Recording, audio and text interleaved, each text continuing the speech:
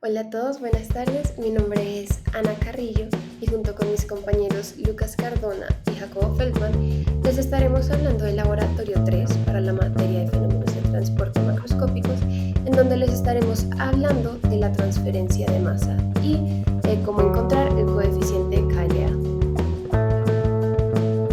La transferencia de masa es un fenómeno fundamental en numerosos procesos biotecnológicos, químicos y ambientales, desempeñando un papel crítico en la optimización de la producción de productos, valga la redundancia, y la eficiencia de sistemas de tratamiento de aguas y otros sistemas en ingeniería, como nos comenta la Universidad Nacional de Barranca.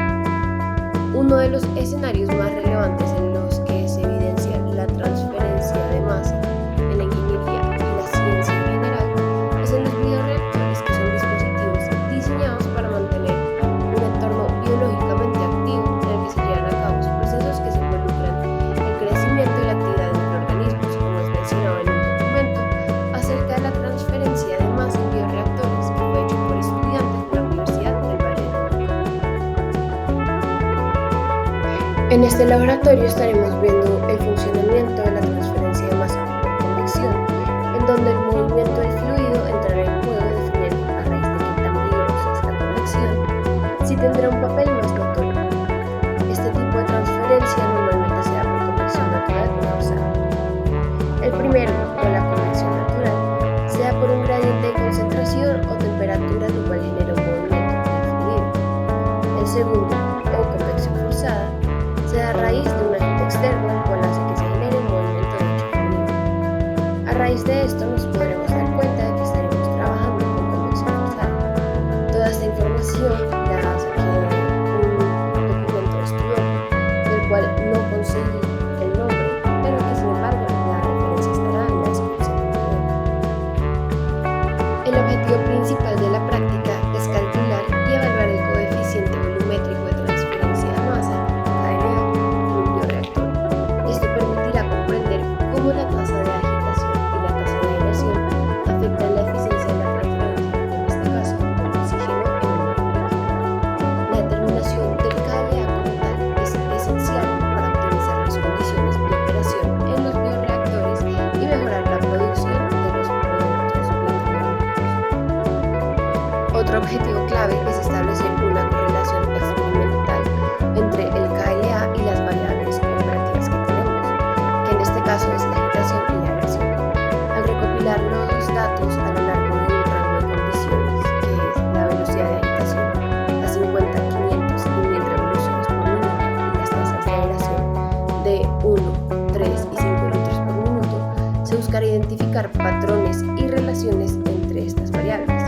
Esta correlación proporcionará la información práctica que puede aplicarse para optimizar la transferencia de oxígeno en situaciones reales en bioreactores. Bueno, ahora vamos con la metodología. En la práctica pudimos analizar cómo funciona la mezcla de una fase gaseosa en una fase líquida por medio del bioreactor de 3 litros del laboratorio ML414, el cual está equipado con controladores de temperatura y agitación. En nuestro caso, lo que hicimos fue analizar cómo se comporta la concentración de oxígeno en el agua. Lo primero que hicimos fue inyectar aire al bioreactor. No se usó oxígeno directamente debido al elevado costo de este gas, mientras este agitaba el agua. Los giros que daba el agitador de hélice marina, medido en revoluciones por minuto, RPM, y la tasa de aireación fueron valores controlados mediante la pantalla táctil que se encontraba a un costado del bioreactor. Debemos de aclarar que las condiciones en las que se realizó el experimento fueron las siguientes. La temperatura a la que se encontraba el agua era 20 grados centígrados. El diámetro del impeller fue de 3.350 mililitros. La concentración de saturación del oxígeno fue 9,1 miligramos sobre litro de agua y el diámetro de la vasija fue de 17,5 centímetros.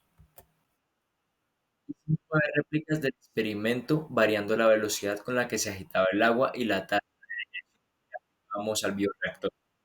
La velocidad de agitación varió desde 50 revoluciones por minuto hasta 400 revoluciones por minuto y la tasa de aireación de 5 litros por minuto a 20.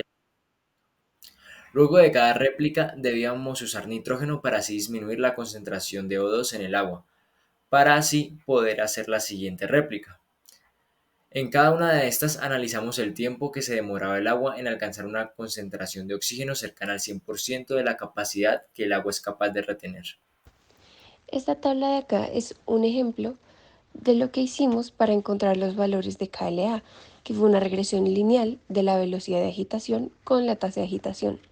Este proceso lo repetimos otras 5 veces para tener un total de 6 y así tener todos los datos de cada una de las velocidades con cada una de las tasas. Entonces, en esta parte de presentación de resultados, explicaremos dónde salió la velocidad superficial a través de una vasija vacía y el PG entre V.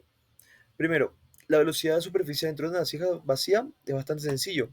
Sale entre el caudal, que era la tasa de aireación en metro cúbico entre segundo, y esto se dividía entre el área de superficie, el área transversal de la vasija, que es el mismo área de un círculo, o sea, pi r al cuadrado. Entonces, los siguientes resultados para la primera tasa de aireación, ahí está en el punto 1, el punto 2 para la segunda y el punto 3 para la tercera.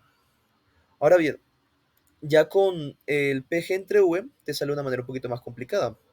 Como pueden en la fórmula necesitamos tanto el diámetro de la vasija como el diámetro del impeller, el número de revoluciones, la densidad del líquido, la viscosidad del líquido, la gravedad, este punto fue tomado como 9.8 porque estamos en sistema inglés, el caudal que sigue siendo la tasa de aireación en medidas de metros cúbicos entre segundo, entre el diámetro del impeller por las revoluciones. O sea, necesitamos todos estos datos. Además, también necesitamos la potencia, que esto se sacaba evaluando las tablas con un número de Reynolds específico. Entonces, bien, en el punto 1 es para las revoluciones primera, que eran 50, y el primer caudal, que era 5. El punto 2 es la primera revolución, que sigue siendo 50, y el segundo caudal. Y así, el punto 3, primera revolución 50 y tercer caudal, que era 40. Ya el punto 4 van haciendo las segundas revoluciones que llegan siendo 200 con el primer caudal. El punto 5, 200 revoluciones entre el segundo caudal, que es 10, y así con los demás. Y de esta manera sacamos el PG entre V. Ah, y esto lo dividimos, o sea, ya cuando sacamos el PG, con la fórmula de arriba, dividimos entre volumen, que se mantiene igual en todo momento. Entonces, comencemos con el análisis de resultados. Primero comencemos con qué es el KLA. El KLA es coeficiente de transmisión del oxígeno de un medio a otro, en nuestro caso de líquido a gas. Entonces, ¿cómo llegamos a estos resultados diferentes de KLA que están en la tabla? Se llegaron de la siguiente manera. Tenemos tres filas que nos explica la tasa de aireación, que son 5, 10 y 20 litros por minuto. Y tres columnas que son las revoluciones por minuto, que van de 50, 20 a 400. Entonces, esto se relaciona con la fórmula que tenemos aquí al lado, que relaciona el KLA con la diferencia de concentración en el medio al tiempo. Poniendo estos datos en unas tablas nos da 9 KLA diferentes, uno para cada combinación de tasa de aireación y de velocidad de agitación. Y entonces, como se puede observar, a mayor tasa de aireación y mayor revoluciones por minuto, o sea, velocidad de agitación, el KLA es mayor. Esto nos indica que la transferencia de masa es mayor en estos casos. Ahora, como el objetivo de este experimento era sacar los coeficientes de la fórmula de KLA para definir si estamos con burbujas coalescentes o no coalescentes, primero debemos sacar el número de Reynolds. Este número de Reynolds se saca con la fórmula que se ve abajo de la gráfica, y esta depende del número de revoluciones. O sea que vamos a tener tres números de Reynolds diferentes para interpretar en la gráfica. Ahora, ¿cómo podemos interpretar que la gráfica, los tres números de Reynolds nos dieron como turbulentos? Siendo estos, leyéndolos como potencia, o sea, PO, 6.2, 7.2 y 7.2. Ya con este PO podemos sacar simplemente la P, que es la potencia, despejando toda la fórmula de la izquierda. Y ahora esa potencia la vamos a relacionar con la potencia de entrada del gas y el caudal en la fórmula de abajo. Esta correlación relaciona estas dos y nos deja poder sacar el PG entre V, que esto se logra con la fórmula de abajo a diferentes revoluciones y a diferentes caudales, que son en total tres caudales, tres revoluciones. Vamos a sacar 9 PG que relacionamos con el volumen, que solo es 1. Entonces, listo, ya con los 9 KLA y con los 9 PG entre V y con las tres velocidades superficiales diferentes, que estas dependen de la tasa de aireación y del caudal, podemos plantear nuestro modelo de una ecuación cuadrática para definir las constantes y saber si el experimento fue de burbujas coalescentes o no coalescentes. Entonces, lo primero que se hace es linealizar la fórmula que vemos a la derecha. Esto se hace para poder encontrar el valor de los coeficientes con los diferentes valores de KLA, PG entre V y de la velocidad superficial. Luego que hacemos esto, hacemos una regresión cuadrática para sacar el valor de estos coeficientes y ver a qué modelo se acerca más. En nuestro caso, el experimento se acercó más al modelo de burbujas coalescentes, aunque esto no al 100%, ya que cabe destacar que hay diferentes fuentes de error que deben ser contadas, como el error humano, el tomar el tiempo en que llegan ciertas concentraciones, también el error de mantener la temperatura en el bioreactor y que las diferentes correlaciones tienen en cuenta errores en los valores experimentales del 20 al 40%. Entonces ya bien, los coeficientes fueron el menos 0.95, que está elevado a una exponencial, el 0.14 y el 0.47, que como ya dijimos se acerca mucho más al modelo de burbujas coalescentes que al de burbujas no coalescentes. Ahora relataré las conclusiones. Durante esta práctica pudimos aprender mucho acerca de la transferencia de masa de una fase a otra. Además, pudimos comprobar lo relatado en la literatura acerca del comportamiento del agua, al ser esta expuesta a un método para oxigenarla. Estos análisis son muy importantes tanto dentro como fuera del ámbito de la ingeniería química. En plantas se llevan a cabo muchos procesos donde es necesario aumentar la concentración de un gas en un líquido, como por ejemplo en la elaboración de cerveza o bebidas efervescentes, y en casos más cotidianos, como por ejemplo para oxigenar una pecera.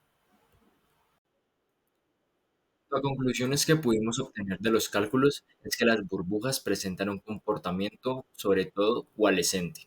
Esto debido a que los valores de los coeficientes a los que están elevados, PG sobre B y UGS, se aproximan más al modelo de burbujas coalescentes que al de no coalescentes, 0,4 y 0,5 respectivamente. Este resultado nos indica que las burbujas de aire van a unirse entre sí formando burbujas más grandes. También pudimos concluir a través de los cálculos del KLA cómo este es directamente proporcional tanto a la tasa de aireación como a la velocidad con que giraba el agitador. De esta manera, se pudo comprobar que mientras mayor sea el KLA, la velocidad en la que se transfiere masa de una fase gaseosa a una líquida será mayor. Para próximas investigaciones podríamos analizar cómo se comporta la transferencia de masa del oxígeno puro en agua destilada. De igual manera, podríamos analizar la transferencia de aire u oxígeno en otro líquido distinto al agua. Así se lograría comparar los valores de KLA para diferentes experimentos y llegar a formular relaciones entre estos.